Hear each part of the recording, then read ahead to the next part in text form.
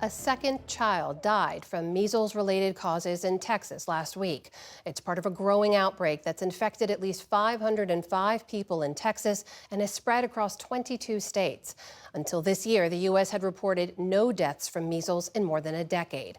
Over the weekend, Health and Human Services Secretary Robert F. Kennedy Jr. visited Gaines County, the epicenter of the West Texas outbreak, and spoke with families of both children who died. Kennedy has previously resisted calling for widespread vaccinations, but on Sunday he posted on X, quote, "The most effective way to prevent the spread of measles is the MMR, or measles, mumps, and rubella vaccine." The measles vaccine is considered one of the 20th century's major advances in public health, and it saved an estimated 94 million lives in the last 50 years. The NewsHour's Dima Zain recently sat down with someone who had a front row seat to its creation. Measles was something that almost every child came down with at some point. I was pretty miserable for a better part of a week. In 1954, when he was just 11 years old, David Edmonston would have never guessed that his very first blood test would change the world. I was attending a boarding school in Massachusetts, and I came down with measles. David and other students recovering from a measles outbreak were approached by a physician from Boston Children's Hospital, Thomas Peebles. He told me that he was a member of a team who were developing a vaccine for measles, and would I like to participate in that by giving some blood and throat washings. And I was thrilled with the thought of being able to help thousands, millions of people. A few weeks later, Dr. Peebles returned to tell David that they had isolated measles virus cultures from his blood. Did you realize how monumental that it was going to be?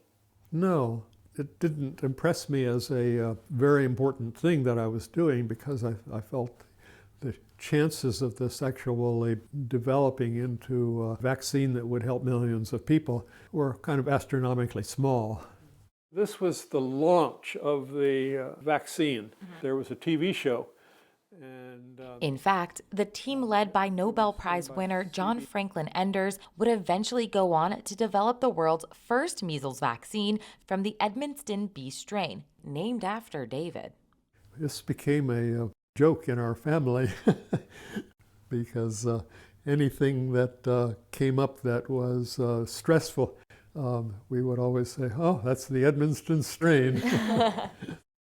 The real story of a vaccine is told in the fears and smiles of a little girl, who today is given greater protection than ever before against the infectious diseases of childhood.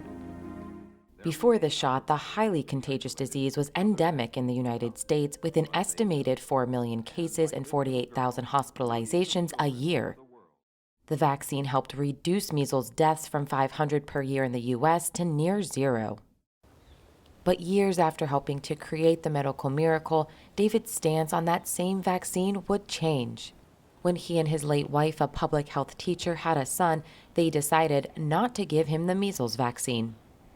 She had read an article by a vaccine researcher who wrote that the measles vaccine in particular may be dangerous to small children. Unfortunately, it was a wrong decision because it was wrong information. Now 82 years old, he considers himself a vaccine advocate. There's an awful lot of misinformation out there, and you need to be careful who you listen to. David has been a decades-long member of a spiritual group founded in India. During the pandemic, when the COVID-19 vaccine became available, he urged other members to get it. One lady I talked to told me that she ate healthy food and did yoga. She thought she was too healthy to need it. People just didn't trust vaccines at all and didn't want to get involved in it. But for David, his early experience with the researchers behind the measles vaccine made a difference. I had a sense for how ethical and careful these people were. So I assumed that the developers of the COVID vaccines were similarly ethical and careful.